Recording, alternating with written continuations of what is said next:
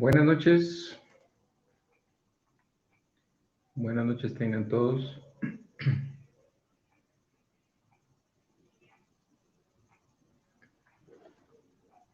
Espero que estén muy bien. Vamos a darle un tiempo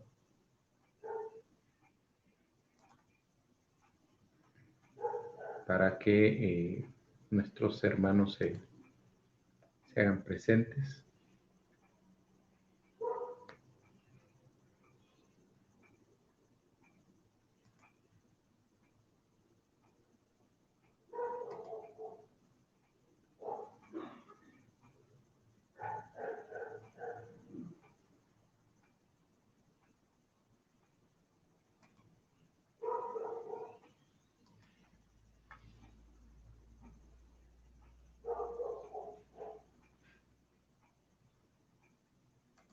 No sé por qué, pero me aparece el nombre anterior.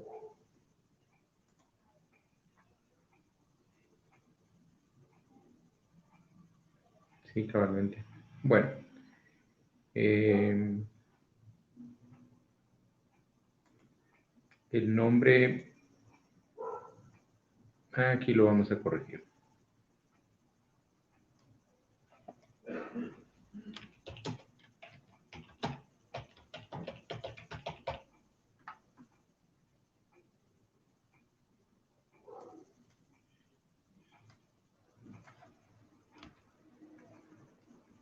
Ahí está listo. Bueno, vamos a ver cuántas personas tenemos ya reunidas con nosotros. Si me hacen el favor ahí de retroalimentarme. Buenas noches. Patricia, Silvi, Maribel, Diana.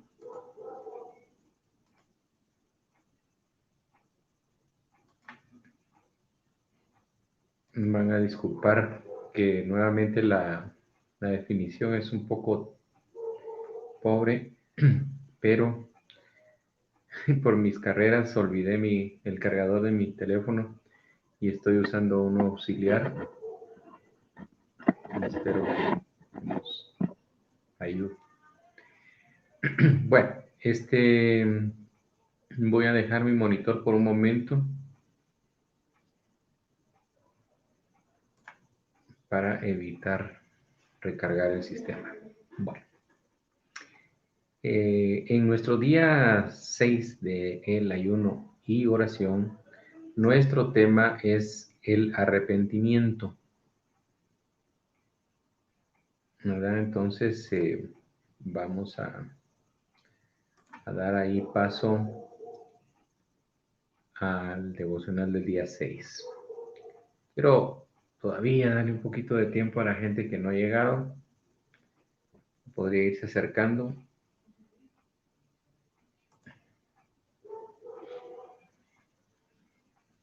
Mientras tanto, seguimos recibiendo todos los saludos y palabras de nuestros hermanos seguidores.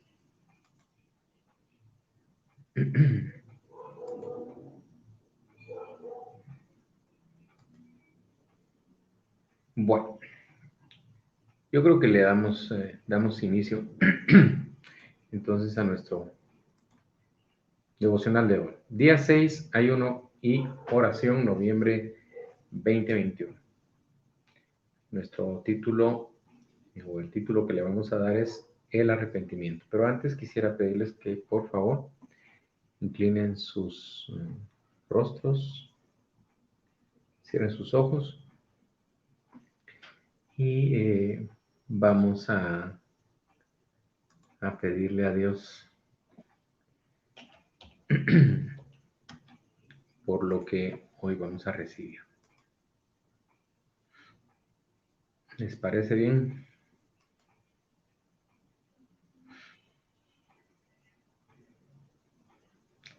En el Salmo 119, versículo 143, la palabra del Señor dice: aflicción y angustia se han apoderado de mí. mas tus mandamientos son mis delicias. Padre, venimos hasta ti confesando que por un tiempo nos hemos alejado de ti. Y también te confesamos, Señor, que mucho dolor ha llegado a nuestras vidas. Sin embargo, por tu gran amor, siempre nos permites volver a tu redil y nos hablas de tus mandamientos, y cuando los ponemos en práctica, viene una satisfacción diferente, una sensación reconfortante. Tus mandamientos se vuelven delicias para nosotros. Pecamos de tonto, Señor, al apartarnos de ti, ya sea por un involuntario olvido, como el niño que jugando se le olvidan sus padres, y otras veces porque hemos encontrado placer en algunas cosas que no son en tu ley, y entonces decidimos hacer como que no te vemos. Creemos, Señor, que porque hay un techo en nuestras casas, tú no nos estás viendo.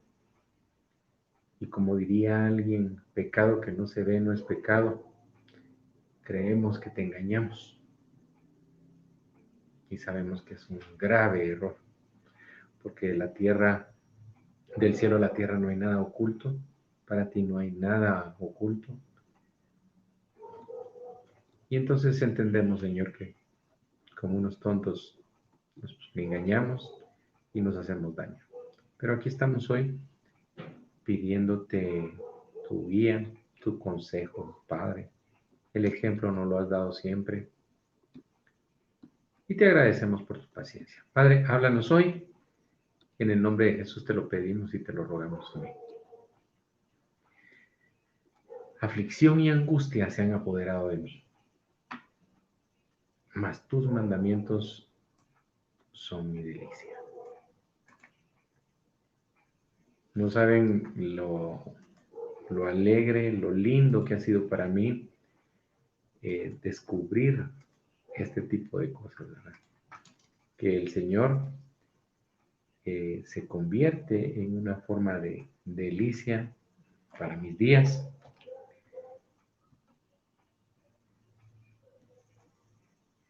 Aún en tiempos de aflicción. Entonces, vamos a iniciar nuestro ejercicio de siempre, de escribir. Aquí les estoy pegando lo que acabo de leer. Es de la Biblia, la versión Reina Valera revisada. Y dice: aflicción y angustia se ha apoderado de mí, mas tus mandamientos son mis delicias.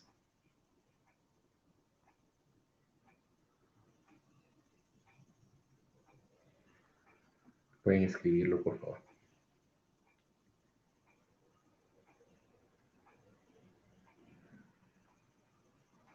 Yo me estoy deleitando aquí con un néctar de piñas que hace mi hijo, con jengibre, muy sabroso. Mi hijo Merco es una bendición. Bien, entonces, arrepentimiento, ayuno y oración día 6. Si estamos ayunando y orando a Dios como reacción normal y correcta de este ayuno y de este tiempo de oración, tiene que venir arrepentimiento. ¿Por qué razón? Hermanos míos, cada vuelta que da el cónyuge, nosotros estamos pendientes. Perdónenme, ahí estamos, sin sonido. Todos los días las personas hablan de qué está haciendo su esposo. Y repito, no es que para mí sea una molestia, pero sí me sirve como una forma de termómetro, ¿verdad? Las personas están constantemente poniendo atención de las cosas que hace su cónyuge y no de las cosas que Dios quiere que hagamos. Entonces, repito, a mí me sirve como una forma de termómetro, ¿verdad? Estar entendiendo esta situación. Permítanme un segundito. Ahí estamos, perfectos. Está un poco incómodo. Entonces, no es normal que nosotros estemos con la atención en nuestro cónyuge. No es lo que Dios quiere, no es lo normal, repito. Y para las mujeres y aún para los hombres, yo les podría invitar a que se vayan a leer el libro de Proverbios en el capítulo 31. Y ustedes van a ver ahí que en el verso 10 en adelante están hablando de la mujer virtuosa. Pero hay una cosa muy interesante. Esa mujer no descansa y jamás está controlando a su marido. Jamás. Sin embargo, en la parte final de ese capítulo 31, dice que su esposo la alaba y que sus hijos la llaman bienaventurada. Entonces, lo que yo quiero que quede muy claro es que nosotros tenemos forzosamente que poner toda nuestra mirada en Cristo Jesús. Toda la vida. En todo momento. Y yo les aseguro que en esa actitud, Jesús les va a decir, ahí te recuerdas que tienes que sonreírle a tu cónyuge. Ahí te recuerdas que tienes que atender así a tu cónyuge. Pero si nuestra atención está puesta en esa persona, lo más seguro es que vamos a estar confundiéndonos, dando a cada momento tumbos, y entonces ni vamos a adorar a Dios, ni vamos a amar a nuestro cónyuge. Es bien importante que lo tengamos claro y que no nos salgamos de ese encuadre. Ustedes, nuestro Padre es el único que merece adoración. Bien.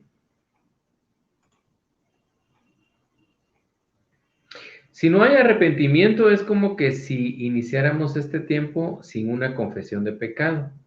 Es importante como de pronto entender, ¿verdad? Como de pronto yo me victimizo o estoy sufriendo porque mi cónyuge no cumplió el pacto, olvidando que el pacto lo hice yo con Dios y ella con Dios. No lo hicimos entre nosotros dos. Entonces, si es ella la que falla,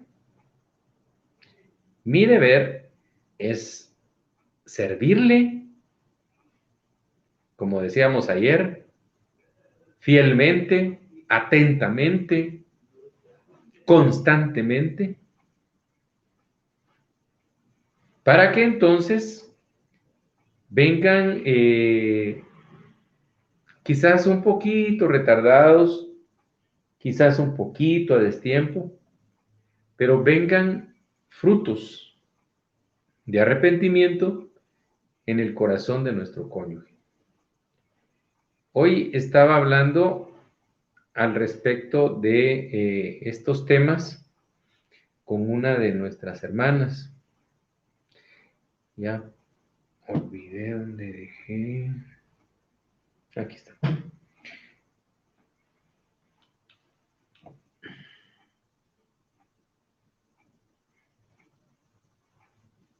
Solo denme un segundito porque...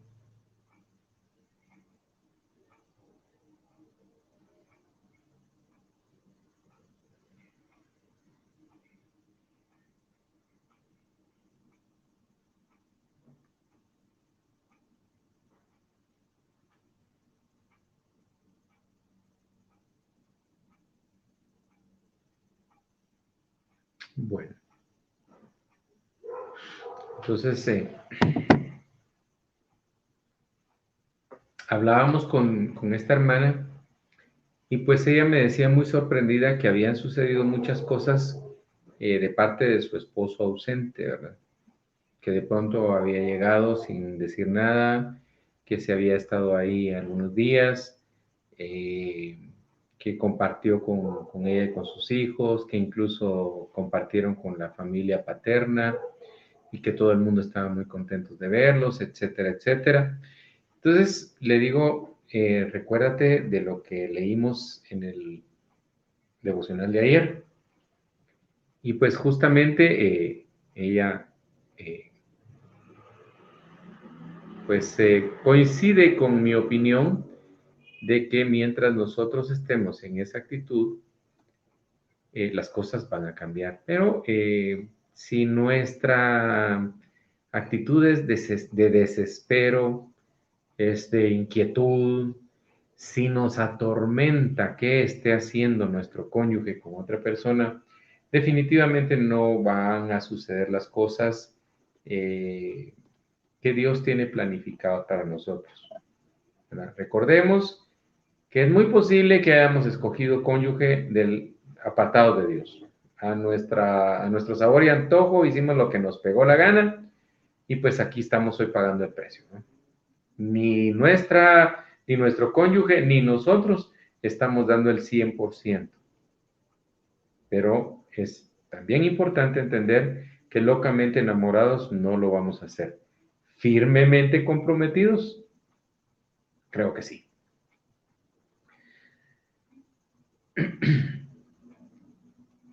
Entonces, victimizarme y no hacerme responsable de mis errores para con Dios eh, puede ser una forma de trampa, ¿verdad? Y ahí es donde actúa el enemigo de este siglo, haciéndonos, vamos a ver si no les pasa. Ustedes me dirán, de pronto aparece una canción, no me viene ahorita ninguna, vamos a ver. Voy a hablar de un cantante que me parece que hoy por hoy es el cantante cristiano, ¿verdad? El que canta aquella canción de Un pacto con Dios hicimos, hablando de matrimonios. Sin embargo, él tiene una canción que reza más o menos así, dice, yo soy el idiota que un día te dijo te quiero. Y si ustedes buscan la letra, se van a reír de la cantidad de tonterías de las que habla este mismo cristiano que hoy canta una canción que habla de un romance muy interesante, ¿verdad? El mismo que hoy ponen en las bodas o invitan a las bodas a que les cante esta canción de Un pacto con Dios hicimos, hace 30, 35, 40 años, no recuerdo, cantaba una canción que se llamaba Yo el idiota, ¿verdad? Entonces, todas estas cosas, por increíble que parezcan, son las cosas que se nos ponen para que nosotros las estemos incluso hasta tarareando. Y el enemigo lo sabe. Entonces, nos tiende las trampas, ¿verdad? Nos pone trampas para que tropecemos por donde vayamos. En el supermercado puede estar la persona y de pronto suena la canción, ¿verdad? Ella dijo que me amaba. Ella me juró que me quería. Él dijo que nunca me iba a abandonar. Y puede incluso hasta, yo no sé si ustedes han visto a personas llorando en la calle de manera repentina. Son sus ataduras, ¿verdad?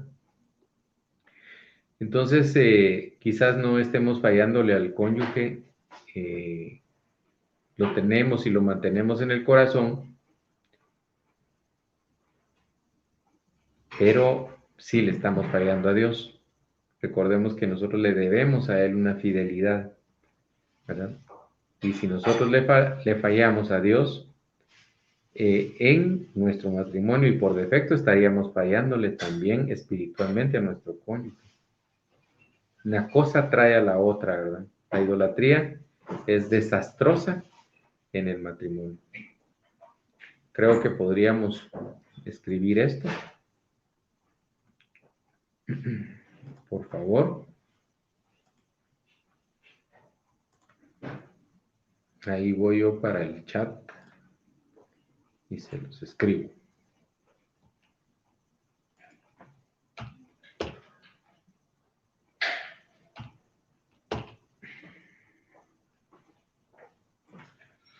La idolatría es desastrosa en el matrimonio.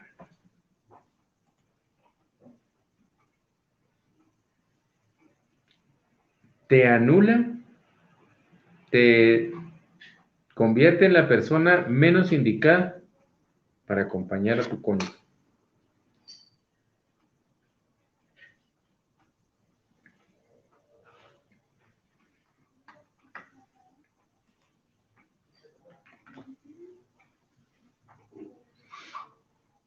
La idolatría es desastrosa para el matrimonio. Locamente enamorada, no. Firmemente comprometida, sí.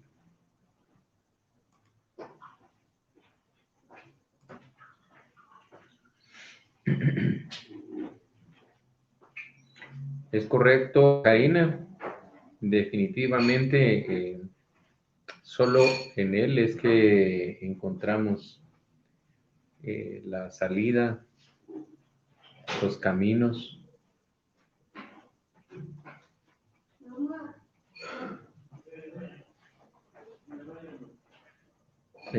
Sí, perdone.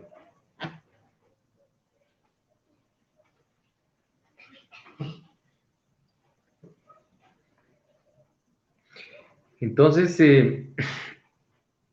es interesante que lo veamos así.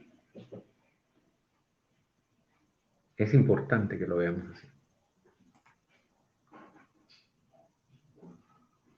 En el Salmo 117:71 reza, me hizo bien haber sido afligido, porque así llegué a conocer sus estatutos.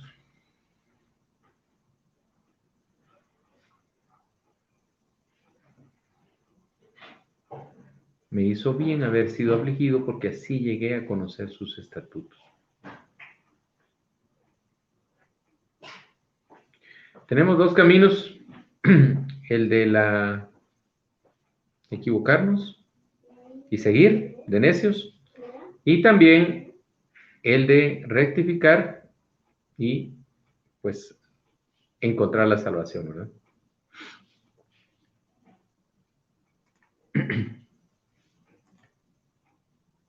Me hizo bien haber sido afligido, porque así llegué a conocer tus estatutos. Bueno, en el Salmo 119, del verso 1 al 7, leemos, bienaventurados los perfectos de camino, los que andan en la ley de Jehová.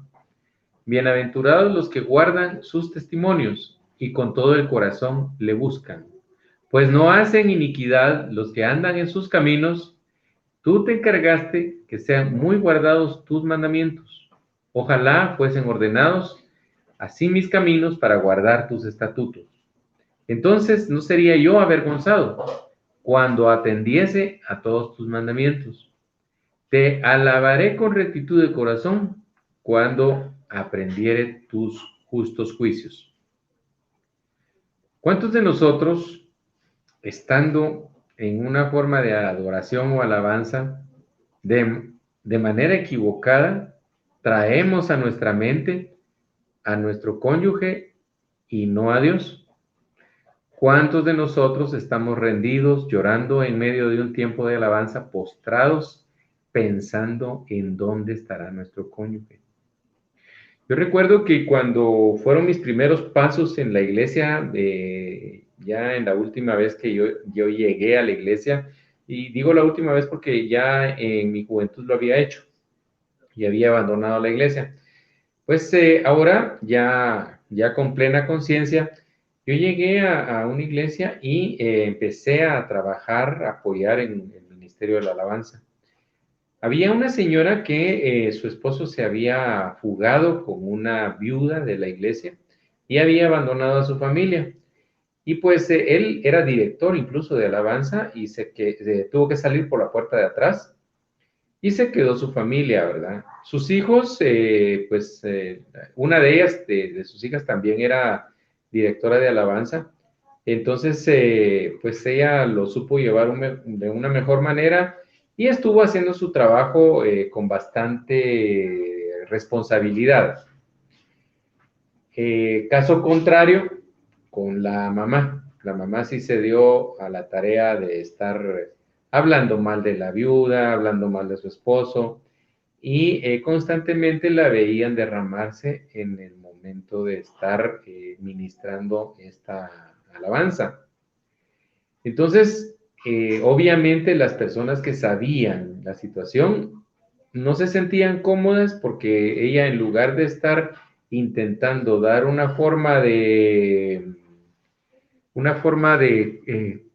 ¿cómo? De auxilio, se supone que la alabanza es una forma de llevar al pueblo a la presencia de Dios antes de que se dé el tema por parte del pastor, ¿verdad? Entonces, más parecía que aquella persona, en lugar de estar auxiliando a la congregación, estaba pidiendo auxilio a gritos, ¿verdad?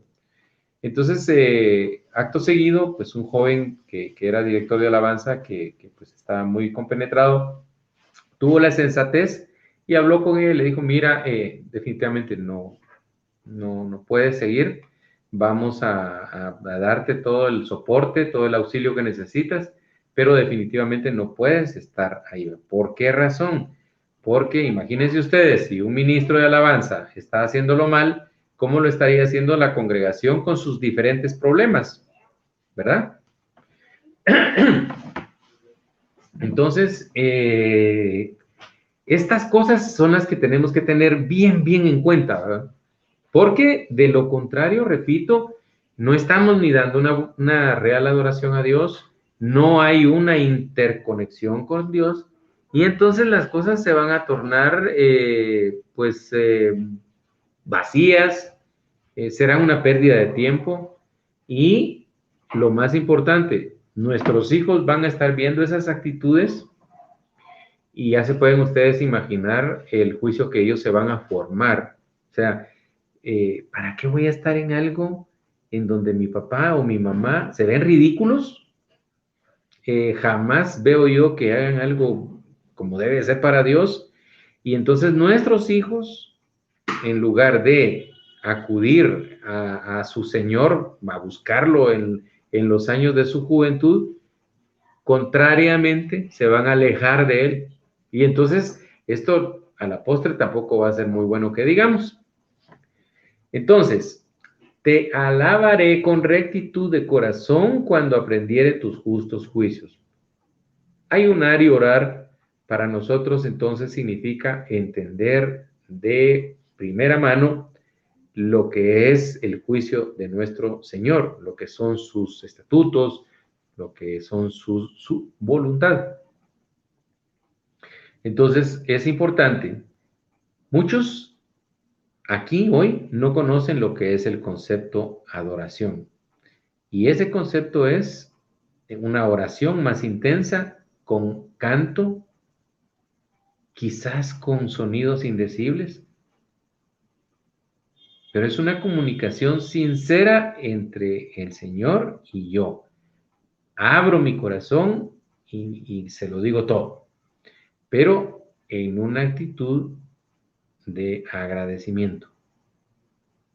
Claro, llegará un momento en que uno de pronto se conduele mucho y se va a derramar delante del Señor, pero no puede estar en esa actitud constantemente. Tiene que haber un crecimiento, ¿verdad? Tenemos que nosotros ser atendidos, curados por el Señor y empezar a dar fruto. Es una situación que nosotros tenemos que autoimponernos.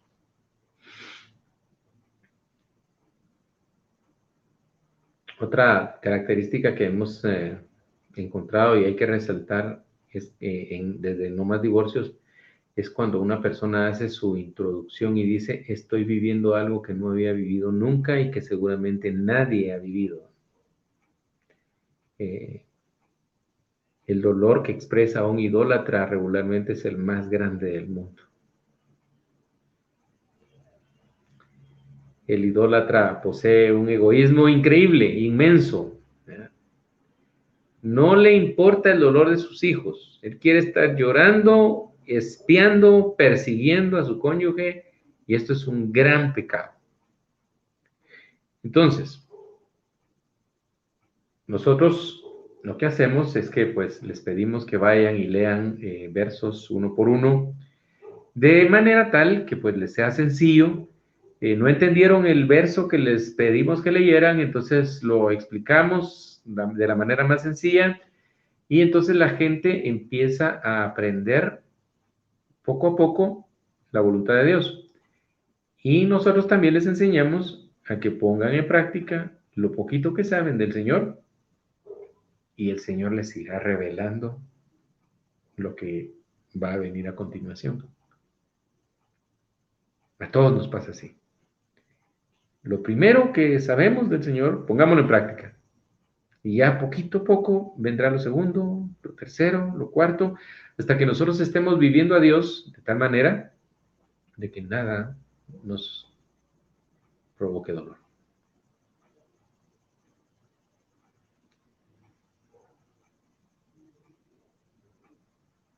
Muchas cosas interesantes entonces van a pasar porque los cambios van a venir desde dentro de ti.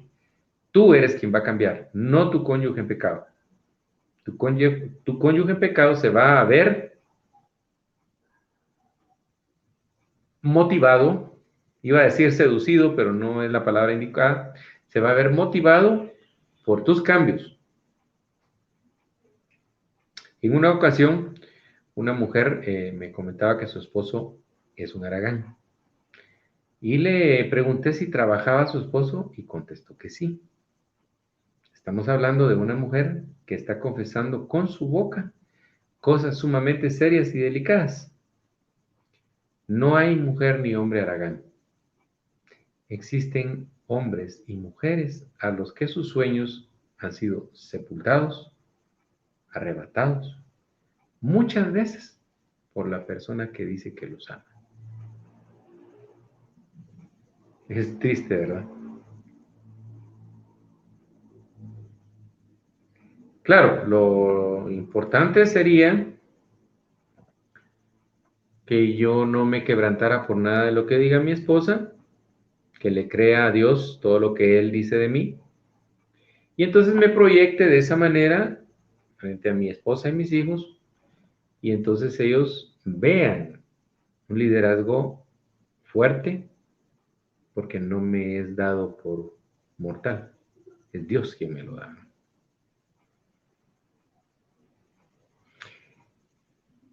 Las personas entonces toman dos opciones, ¿verdad? Tienen dos opciones y toman una de las dos, ¿verdad? Se quedan amargándose y destruyéndose, o se van a buscar sus sueños a otro lado. Eso es lo que provocamos. Claro, hay parejas, hay cónyuges que sus sueños son de tener intimidad sexual de manera desordenada con dos o tres personas al mismo tiempo,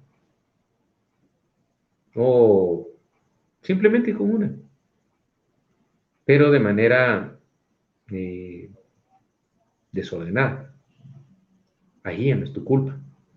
Tú no puedes influir en ese tipo de acciones más que no cayendo en su juego, manteniendo una actitud santa, haciendo de la intimidad sexual una situación santa, de manera de que al final, en algún momento de su vida, él o ella reaccionen y entiendan lo gratificante que es la intimidad sexual para el matrimonio y a la manera de Dios.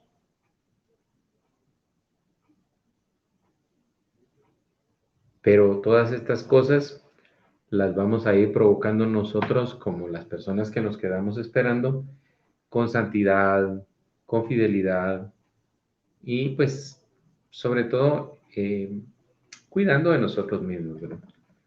Tenemos, recordemos que santidad no necesariamente tiene que hablar con descuidar nuestro aspecto personal. Incluso yo podría decir que tenemos la obligación de honrar a nuestros cónyuges con nuestro aspecto personal, que se vea de la mejor manera y la forma más seria, ¿verdad? Que no se vea una persona alocada, etcétera, etcétera.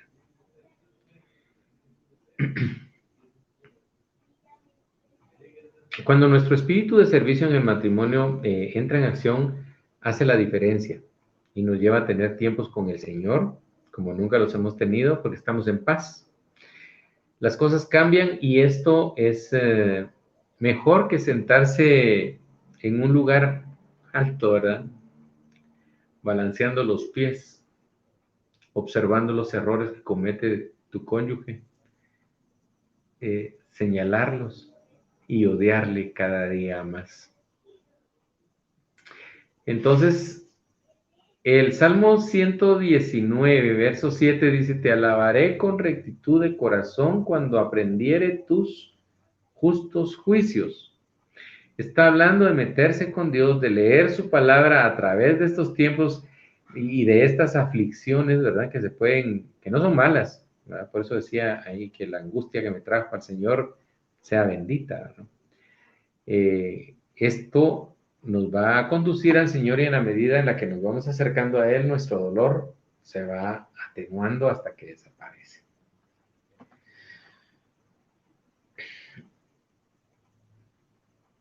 Entonces, es bueno el dolor que estás pasando en este momento, pero sería ideal que abrazaras a la sabiduría y que ésta te exaltara, ¿verdad? Pero como desafortunadamente nuestros antepasados no hicieron esa parte valiosa en nosotros de inculcarnos y de hablarnos del Señor, vamos a ver cómo el pecado nos acerca a Dios jugándole limpio a Satanás cuando Él está jugando sucio.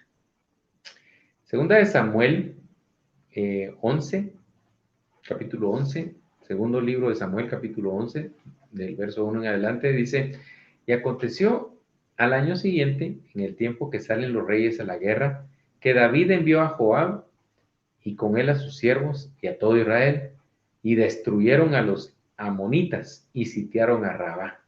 Pero David se quedó en Jerusalén. Y sucedió un día, al caer la tarde, que se levantó David de su lecho y se paseaba sobre el terrado de la casa real, y vio desde el terrado a una mujer que se estaba bañando, la cual era muy hermosa. Envió David a preguntar por aquella mujer, y le dijeron, aquella es Betsabé, hija de Eliam, mujer de Urías Eteo. Y envió David mensajeros y la tomó, y vino a él, y él durmió con ella. Luego ella se purificó de su inmundicia y se volvió a su casa. Y concibió a la mujer y envió a hacérselo saber a David diciendo, estoy encinta. Entonces David envió a decir a Joab, envíame a Urías Eteo, y Joab envió a Urías a David. Cuando éste vino a David, le preguntó éste por la salud de Joab y por la salud del pueblo y por el estado de la guerra. Después dijo David a Urías, desciende a tu casa y lava tus pies. Y saliendo Urías de la casa del rey, le fue enviado presente de la mesa real. Mas Urías durmió a la puerta de la casa del rey con todos los siervos de su señor, y no descendió a su casa. E hicieron saber esto a David diciendo, Urías no ha descendido a su casa. Y David dijo a Urías, ¿no has venido de camino? ¿Por qué pues no descendiste a tu casa? Y Urías respondió a David, el arca de Israel y Judá están bajo tiendas en la guerra, ¿verdad? Y mi señor Joab y los siervos de mi señor en el campo de batalla. ¿Había yo de entrar a mi casa para comer y beber y dormir con mi mujer? Por vida tuya y por vida de tu alma, que yo no haré tal cosa. Entonces David dijo a Urías, quédate aquí, aún hoy y mañana, y te despacharé. Y se quedó Urías en Jerusalén aquel día y el siguiente. Y David lo convidó a comer y a beber con él, hasta embriagarlo. Y él salió a la tarde a dormir en su cama con los siervos de su señor, mas no descendió a su casa. Obviamente, aquí el pecado se había apoderado de David. Se había acostado con la mujer de su soldado, cometiendo un adulterio que no tenía ninguna disculpa. Ante Dios, David había pecado. Y David estaba creyendo que Dios, como no estaba ahí enfrente, como él no lo vio, él creyó que el Señor no se había dado cuenta. Y así vemos, por ejemplo, que en la iglesia he escuchado a pastoras pelear con uñas y dientes y defender el matrimonio a capa y espada, pero cuando les cambia la intención o la ilusión, encuentran a otro hombre que también es pastor y deciden que Dios quiere que ellos estén juntos. Y entonces le venden a toda la congregación la idea de que el divorcio es algo bueno, si es en el orden de Dios. Y para Dios no hay orden en el divorcio. Jamás. La única vez que el Señor recomienda el divorcio es cuando dos personas comprometidas se casan. Ahí Él recomienda que como un arrepentimiento se divorcien y regresen cada quien a su pacto original. Caso contrario, no hay cabida para el divorcio. Entonces, hay personas que viven con una persona divorciada y no tienen el entendimiento, ¿no? Ni andan buscando ahí su felicidad, incluso a costa de la felicidad de los hijos del uno y del otro.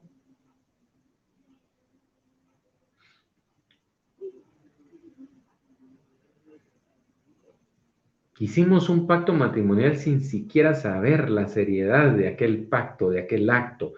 Ella se casó porque qué vergüenza si no se casa, ¿verdad? Él se casó porque se tenía que casar. Pero son pocos los que se presentan en un altar, unen sus vidas delante de Dios para honrar a Dios. Y de ahí vienen pues tantos errores. Y así podemos ir mencionando una serie de errores o pecados que nosotros cometemos porque creemos que Dios no nos está viendo, y así lo hizo David, ¿verdad?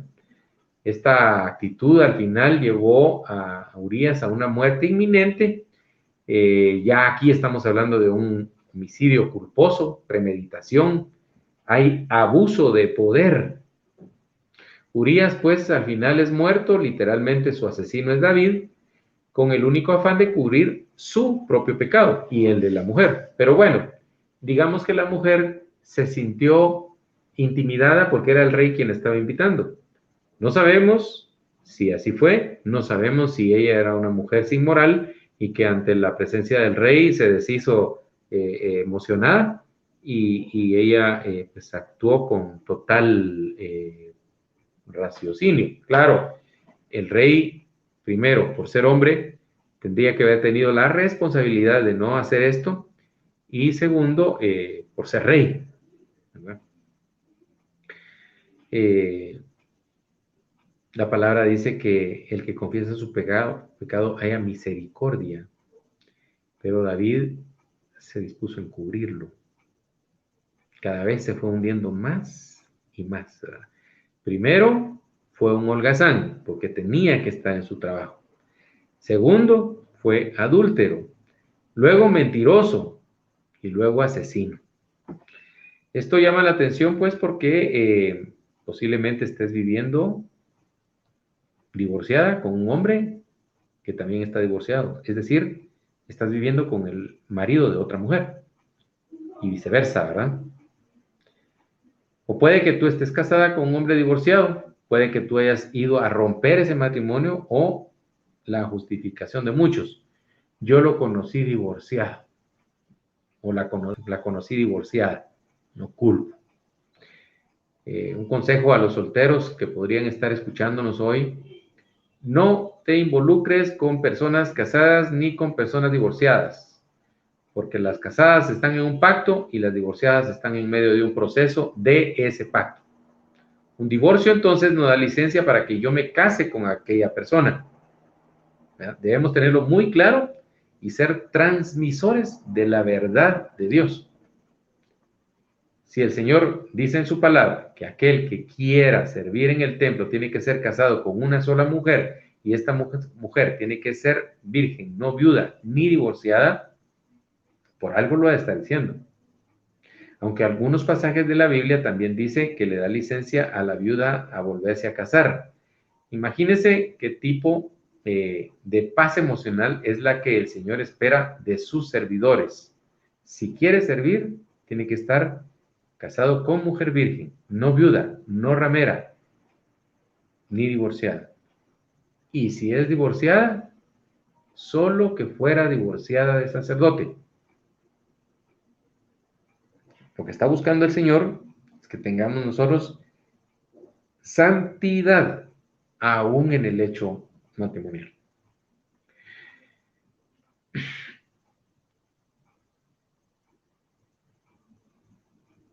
Al final, David es confrontado por Natán el profeta. Y esto lo vemos en 2 de Samuel, en el capítulo 12, del 1 al 6. Y dice, Jehová envió a Natán a David, y viniendo a él le dijo, habían dos hombres en una ciudad, el uno rico y el otro pobre. El rico tenía numerosas ovejas y vacas, pero el pobre no tenía más que una sola corderita, que él había comprado y criado, y que había crecido con él y con sus hijos juntamente, comiendo de su bocado y bebiendo de su vaso. Una figura, o sea, está hablando de una corderita, pero que es una figura que habla de esposa, ¿verdad? Y durmiendo en su seno, dice, y la tenía como a una hija. Y vino uno de camino al hombre rico, un visitante, y éste no quiso tomar de sus ovejas ni de sus vacas para guisar para el caminante que había venido a él, sino que tomó la oveja de aquel hombre pobre y la preparó para aquel que había venido a él, y entonces encendió, dice, cuando escuchaba el furor de David en gran manera contra aquel hombre. Y dijo a Natán, vive Jehová, que el que tal hizo es digno de muerte, y debe pagar la cordera con 4 tantos, porque hizo tal cosa, y no tuvo misericordia. Definido de la siguiente manera, el verdadero arrepentimiento me moverá a resarcir y a devolver lo robado y 4 tantos más. Es decir, yo estoy con una mujer divorciada, estoy casado o conviviendo o lo que sea. En ese momento que yo estoy escuchando esto, estoy obligado a despedir de la mejor manera a esa mujer para que vaya al lado de su esposo o donde ella quiera, ese es asunto de ella, y se le deberá de resarcir para que pues le sea más fácil su reconciliación. Y yo me volveré a donde corresponde o a hacer las luchas. Pero se supone que mi reacción tiene que ser inmediata. Definido de la siguiente manera, entonces el verdadero arrepentimiento me moverá a resarcir y a devolver. Pensando en Zaqueo, escribía yo algo, ¿verdad? Pero hoy veo que David también lo dijo. Es interesante. 2 veces la misma condición que estaba condenando a 2 hombres. Entonces, ¿qué tengo que hacer para seguirte, Jesús? Dale todo tu dinero a los pobres y sígueme, le dijo Jesús a Zaqueo. Entonces Zaqueo dijo, así lo haré. Y si a alguien he robado, le devolveré lo robado y 4 tantos más. Y se supone que este Zaqueo es uno de los 12 apóstoles, y si no estoy mal, es Marcos. Por ahí uno de ellos confiesa, recaudador de impuestos antes, y luego pescador de hombres.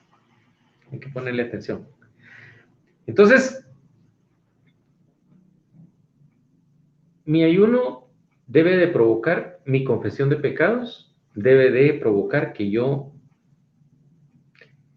derribe a mis ídolos, debe de provocar ese ayuno y esa oración acciones concretas en beneficio, por ejemplo, de las personas a las que les he robado. Nosotros en el matrimonio, cuando tenemos problemas de esa índole, aún siendo el agraviado, les robamos a los hijos, porque nos ven tristes, llorando, de mal humor, vociferando, maltratando al amante, al cónyuge, a todo mundo. Ven una persona totalmente desfigurada en sus padres, ¿verdad? Y esto les produce algunos efectos negativos muy fuertes. Entonces, nosotros, aun cuando no somos los que hemos pecado, tenemos mucha deuda para con los que nos rodean y tenemos que empezar a devolver lo robado. Segunda de Samuel 12, 7, 9. Entonces dijo Natán a David: tú eres aquel hombre. Así ha dicho Jehová, Dios de Israel: yo te ungí por rey sobre Israel y te libré de la mano de Saúl y te di la casa de tu señor y las mujeres de tu señor en tu seno. Además te di la casa de Israel y de Judá. Y si esto fuera poco, te habría añadido mucho más. ¿Por qué pues tuviste en poco la palabra de Jehová, haciendo lo malo delante de sus ojos?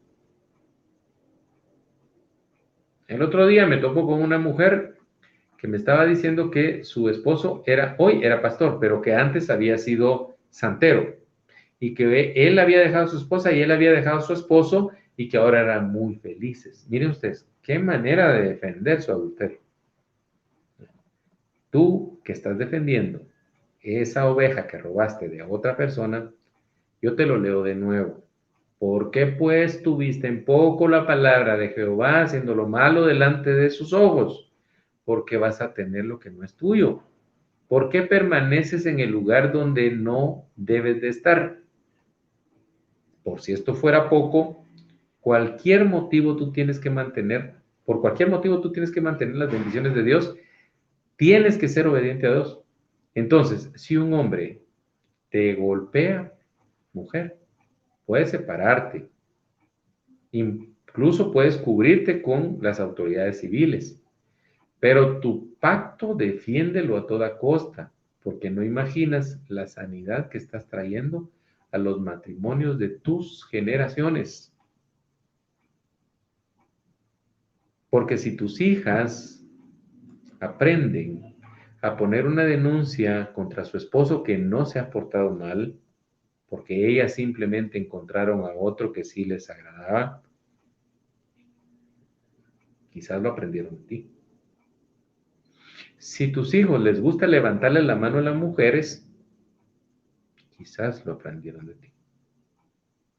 Entonces, devolver lo robado tiene que ver con actuar correctamente.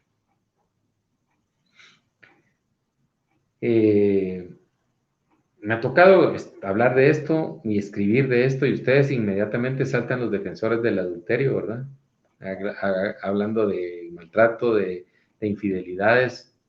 Pero repito, ¿verdad? Cualquier situación que se dé dentro del matrimonio que provoque alguna forma de discordia no es licencia para casarse de nuevo. Si el Señor tuviese preparada otra persona para ser tu cónyuge, primero se lleva o recoge al actual. Y luego, en su orden, te podrías volver a casar. Pero no como lo hacían los antiguos, ¿verdad? Allá en el Antiguo Testamento, que les gustaba a la mujer, entonces mataban al marido, la hacían viuda, entonces, según ellos, esto ya les autorizaba ante Dios, porque aunque no le obedecían, le tenían miedo. Entonces hacían viuda a la mujer y se casaban con ella. Pero ahí ya sabemos también que había. A Urías Eteo heriste a espada, le dice el profeta a David en 2 de Samuel 12:9. Y tomaste por mujer a su mujer, y a él lo mataste con la espada de los hijos de Amón, por lo cual ahora no se apartará jamás de tu casa la espada, por cuanto me menospreciaste y tomaste la mujer de Urías Eteo para que fuese tu mujer. Como ustedes pueden ver, estas palabras no nos liberan en este momento de angustia y desesperación, ¿verdad? Al entrar en el adulterio, tu cónyuge no te desprecia a ti. Tú eres una criatura maravillosa y perfecta, única. Tu cónyuge, cuando entra en una situación de adulterio, está despreciando a Dios y el trato de Dios para su vida vendrá. Tú dedícate a vivir en paz, a criar a tus hijos en el amor de Dios y Dios obrará justicia en tu vida. Escribamos esto entonces. Vamos a poner todo, que está muy bonito.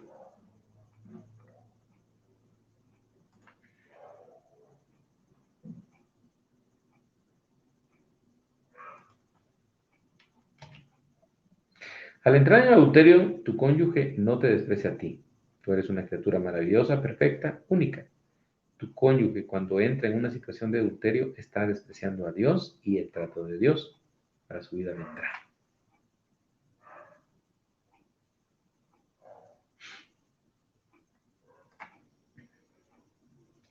Intenten escribirlo. Yo sé que es largo, pero es necesario que lo hagamos por lo que les dije, ¿verdad?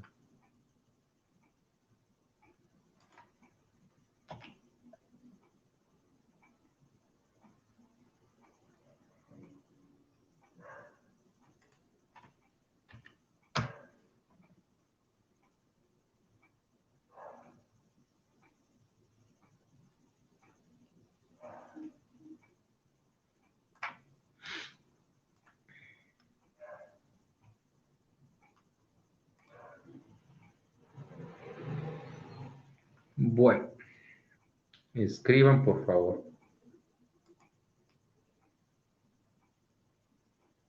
Ahí se los he dejado escrito.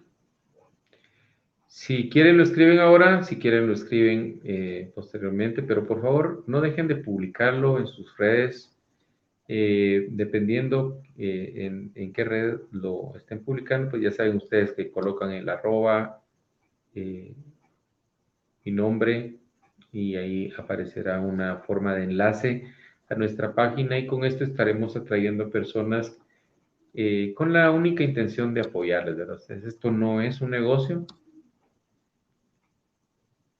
pero sí puede salvar algunas vidas. Ya para terminar, que se nos está agotando el tiempo, segundo de Samuel 12:10 dice, por lo cual ahora no se apartará jamás de tu casa la espada, por cuanto me menospreciaste y tomaste la mujer de Urías Eteo, para que fuese tu mujer. Así ha dicho Jehová, he aquí, yo haré levantar el mal sobre ti de tu misma casa, y tomaré tus mujeres delante de tus ojos y las daré a tu prójimo, el cual yacerá con tus mujeres a la vista del sol, porque tú lo hiciste en secreto, mas yo haré esto delante de todo Israel y a pleno sol. Esto lo que sucedió fue que eventualmente uno de los hijos de David creció y quiso tomar el poder. Y entonces para que la gente se diera cuenta de que él era quien poseía el poder, se acostó con las esposas de David a la luz del día y frente a toda la gente. Entonces obviamente cuando estos miraban esta situación, decían, pues de plano David ya murió, o ya está muy viejo, y ya le dieron el reinado a este muchacho. Al final el muchacho fue muerto por alguno de sus soldados de David, y David tuvo que llorar la muerte de su hijo, que es algo doloroso. Definitivamente, aunque este muchacho fallara, él se sentía triste por su hijo, y de eso es de lo que hablaba el profeta cuando le dijo, lo que tú hiciste en secreto, el Señor lo hará delante de todo Israel y a pleno sol. ¿A cuántos esto les suena familiar? Se fueron a casar con el cónyuge de otra persona y abandonando a la otra. Esto le roba dirección a nuestras vidas, nos roba a propósito, y ahora, ¿por quién se lucha o qué pacto se respeta?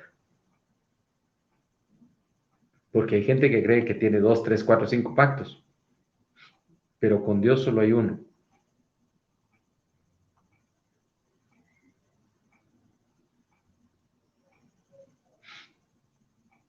Segunda de Samuel 12, siempre de 13 en adelante. Y entonces dijo David a Natán, pequé contra Jehová. Y Natán dijo a David, también Jehová ha remitido tu pecado. No morirás, mas por cuanto en este asunto hiciste blasfemar a los enemigos de Jehová, porque eso es lo que uno hace, ¿verdad? Cuando uno peca contra Dios, todo el mundo se burla de tu relación con Dios. Y algunas personas jóvenes o inmaduras, o que quizás te estaban observando como un posible líder o un ejemplo, esas personas dicen, de veras, ¿verdad? Este Dios no existe, porque este hizo cualquier tontería. Entonces, no morirás, mas por cuanto con este asunto hiciste blasfemar a los enemigos de Jehová, el hijo que te ha nacido ciertamente morirá. Y Natán se volvió a su casa. Hay personas que dicen, yo veo que el pastor se divorció, se casó y le va bien. Aparentemente.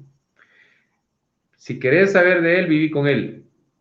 Solo las personas que viven con uno se dan cuenta de realmente lo que está pasando, lo que ha sucedido, lo que están viviendo los hijos de una persona y de la otra que están refundando una familia, ¿verdad?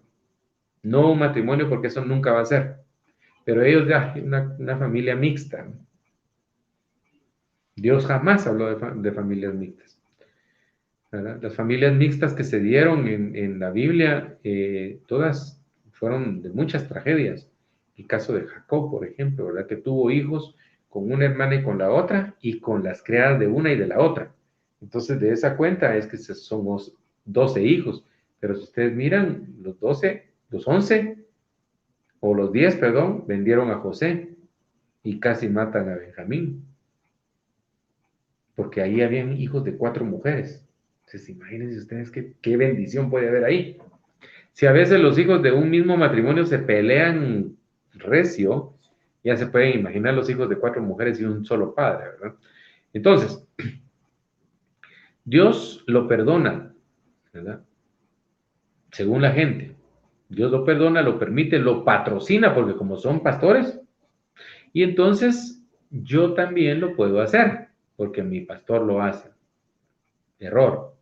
Si tu pastor es divorciado, a menos de que haya sido viudo, de ahí te está mintiendo. Aquí es donde se está diciendo, hiciste blasfemar a los enemigos de Jehová. Muerte espiritual vendrá.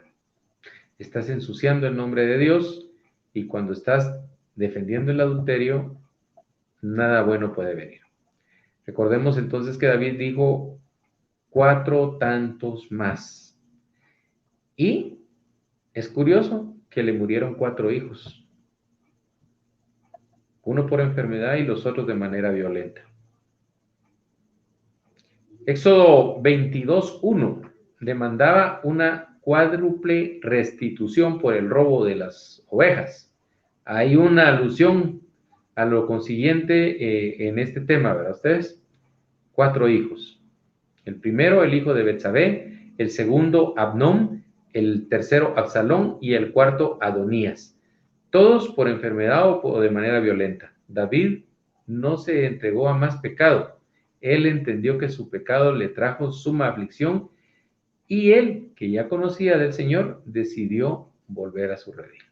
Entonces, Salmo 119:71. Me hizo bien haber sido humillado, porque así llegué a conocer tus estatutos.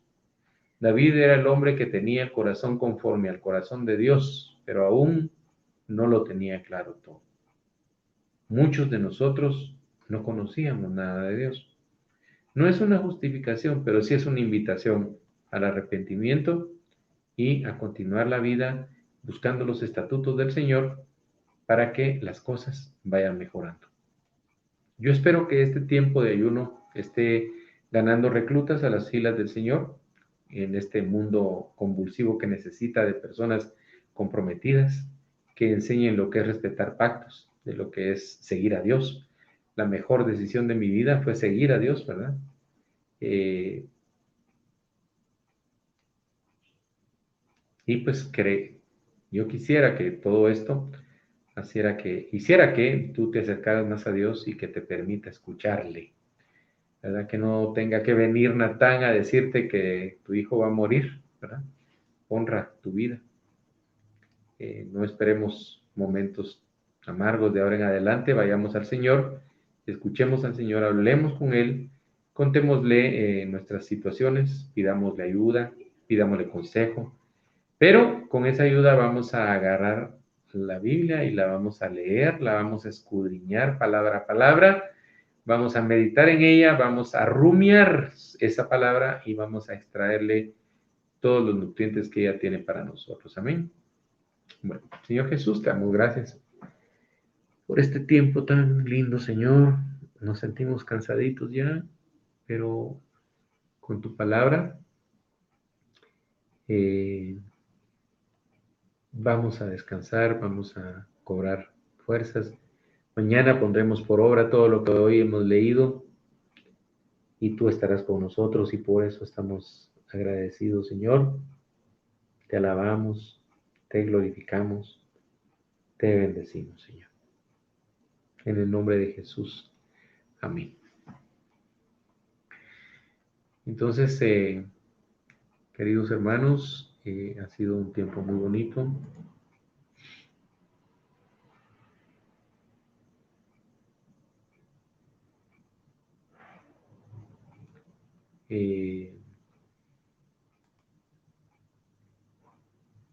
Obviamente compartir con todos ustedes es emocionante. Hay amigos ya de muchos años.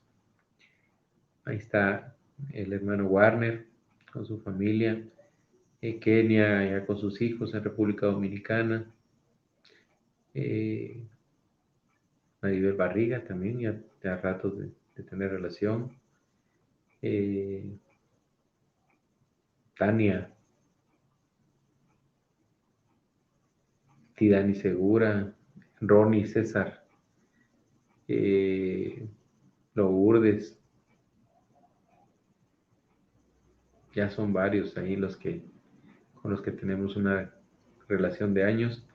Y pues que obviamente verlos es reconfortante y compartir la palabra mucho más. Así es de que les dejo un fuerte abrazo y yo los veo el día de mañana con el devocional del día 7, ¿verdad? Que tiene como objetivo soltarnos, liberarnos y así, siendo libres, poder recibir la Navidad como una fiesta santa, hagámosla santa, no la hagamos una fiesta de tragos, de bailes, hagámosla una fiesta de meditar en la palabra del Señor, de hablar de todos estos temas en familia, eh, tratando de salir de lo comercial que esto representa, pero que sobre todo sea un tema familiar y constante, adorando a Dios y dándole gracias por todo lo que el Señor nos ha dado.